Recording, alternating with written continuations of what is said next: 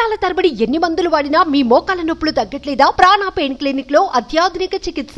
ఏషియాలోనే మొట్టమొదటి private medical college అనే గొప్పగా చెప్పుకోవాల్సిన పేరు RG Kar medical college and hospital. అలాంటి కాలేజ్లా ఒక ఘటన జరిగింది. చాలా భయానకమైన ఘటన ఇది.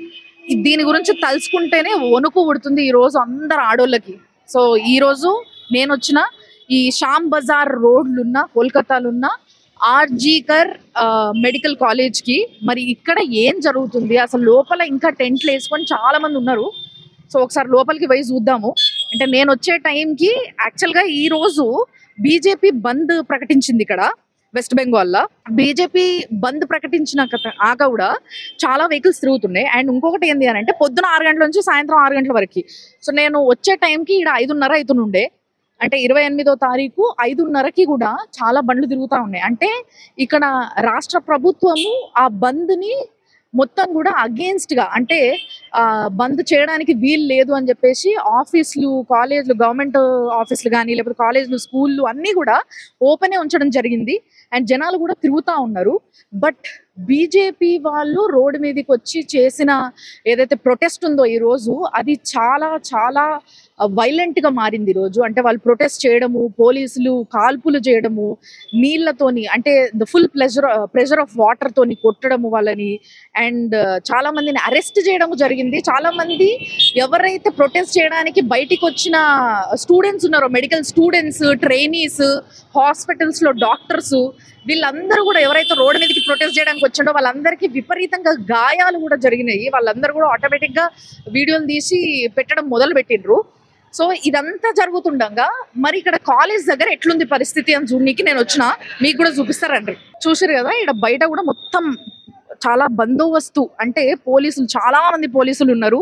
ఇంకా లోపల పోలీసు వ్యాన్లు కూడా చాలా చాలా ఉన్నాయి. అండ్ దాంట్లో కూడా కొంతమంది మిలిటరీ వాళ్ళు ఒకవేళ సడన్ గా ఏదైనా జరిగితే దాన్ని ఆపడానికి, ఆ ప్రొటెస్ట్లు ఏదన్నా గడబడైతే, లొల్లైతే ఇట్లా దాన్ని ఆపేటందుకు చాలా మంది ఉన్నారు. చూసారు మొత్తం అంతా కూడా ఇక్కడ మిలిటరీ వాళ్ళు, పోలీసు వాళ్ళు ఫుల్ బందోబస్తులు ఉన్నారు. అయితే లోపలికి ఎంటర్ కాగానే లోపలికి ఎంటర్ కాగానే వి వాంట్ జస్టిస్ అని చెప్పి ఆ అమ్మాయి, ఏ అమ్మాయి పైన అయితే ఈ అఘాయిత్యం జరిగిందో ఆ అమ్మాయి ఫోటో, అంటే ఫేస్ లేకుండా ఒక అమ్మాయి ఫోటోని అక్కడ పెట్టి ఆమెకి పూలదండ వేసి చాలా మంది ప్రొటెస్ట్ ఇక్కడ నుంచి మొదలు పెడుతున్నారు. నా వెనకాల చూస్తారు కదా, చాలా మంది మీడియా వాళ్ళు కూడా కూర్చొని ఉన్నారనమాట. ఏ నిమిషం ఏమైనా జరగవచ్చు అని చెప్పేసి అది కవర్ చేయడానికి చాలా మంది మీడియా వాళ్ళు కూడా ఈ ప్రొటెస్ట్ లో పాల్గొంటూ at the same time coverage కూడా చేస్తున్నారు. అయితే ఇక్కడ చూస్తే చాలా మంది స్టూడెంట్స్, మెడికల్ స్టూడెంట్స్, వాళ్ళకి ఒక కసి, అంటే జస్టిస్ జరగాలి.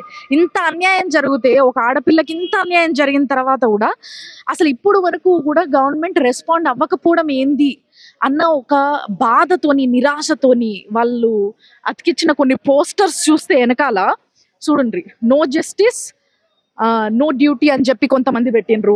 దాని తర్వాత కొంతమంది నో హెరాస్మెంట్ ప్లీజ్ స్టాప్ అని కొంతమంది పెట్టిండ్రు.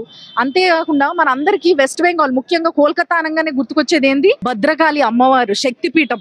అంటే అమ్మవారి యొక్క భయంకరమైన, అత్యంత శక్తివంతమైన అవతారమే భద్రకాళి. అలాంటి కాళి వెలిసిన ఈ జాగ పవిత్రత ఏంది, అసలు ఇక్కడ జరుగుతున్నది ఏంది? నిజంగా ఇక్కడ ఆడోళ్ళందరూ భద్రకాలులాగా మారాల్సిన టైం నిజంగా వచ్చిందా అనిపించే అంతగా ఇక్కడ ప్రొటెస్ట్ జరుగుతూ ఉంది. ప్రతిరోజు మీరు చూస్తూ ఉన్నారు. కానీ మన వాళ్ళకి, అంటే ముఖ్యంగా మన తెలుగు వాళ్ళకి అసలు ఇక్కడ ఏం జరుగుతుందో క్లియర్ గా, స్పష్టంగా చూపించడానికే ఈ రోజు నేను ఇక్కడికి వచ్చిన. ఈ రోజు రేపు మొత్తం కూడా ఇక్కడ ఏం జరగబోతుందో ప్రతి ఒక్కటి నిమిషం నిమిషం నేను మీకు చూపించడానికి ప్రయత్నం చేస్తున్నా. సో చూసారు కదా, ఇట్లా వెనకాలన్నీ కూడా జస్టిస్, వి వాంట్ జస్టిస్ అని చెప్పేసి కొన్ని పెట్టడం జరిగింది. చాలా బిజీగా ఉంది ఈ హాస్పిటల్ అంతా కూడా. నేను లోపలికి కూడా పోయి అసలు ఎక్కడ ఈ ఘటన జరిగింది, అక్కడ అసలు ఆ రూమ్ ఎట్లుంది, ఏంది, జరిగే అవకాశం ఎంత ఉంది, అంటే ఒక అమ్మాయికి అంత సెక్యూరిటీ లేదా ఈ ఒక కాలేజ్లా అని చెప్పేసి ఒక అనుమానం వస్తుంది కదా అందరికీ.